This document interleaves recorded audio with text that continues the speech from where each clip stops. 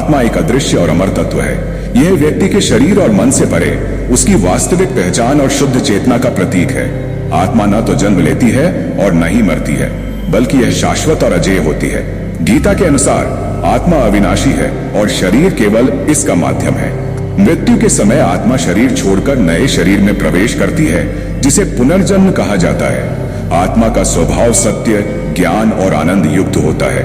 इसे न तो जलाया जा सकता है, न काटा जा सकता है और न ही नष्ट किया जा सकता है। मृत्यु के बाद आत्मा के गंतव्य के बारे में विभिन्न धर्मों और मान्यताओं में भिन्न भिन्न विचार है।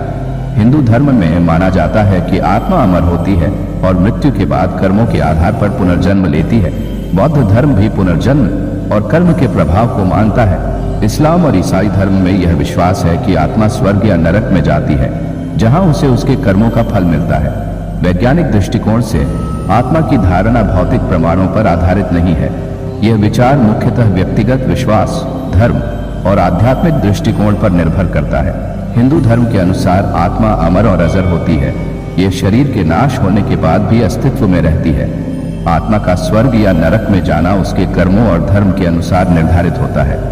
यह प्रक्रिया कर्मफल सिद्धांत और पुनर्जन्म के आधार पर समझी जाती है।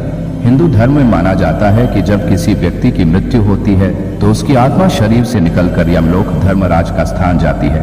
वहां धर्मराज उसके जीवन के अच्छे और बुरे कर्मों का हिसाब करते हैं।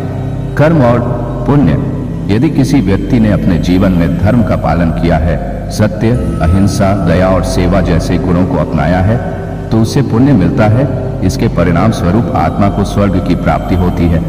वहीं यदि व्यक्ति ने पाप कर्म किए हैं तो उसे नरक जाना पड़ता है। स्वर्ग की प्राप्ति: स्वर्ग को एक दिव्य स्थान माना जाता है, जहां आत्मा को सुख और आनंद मिलता है।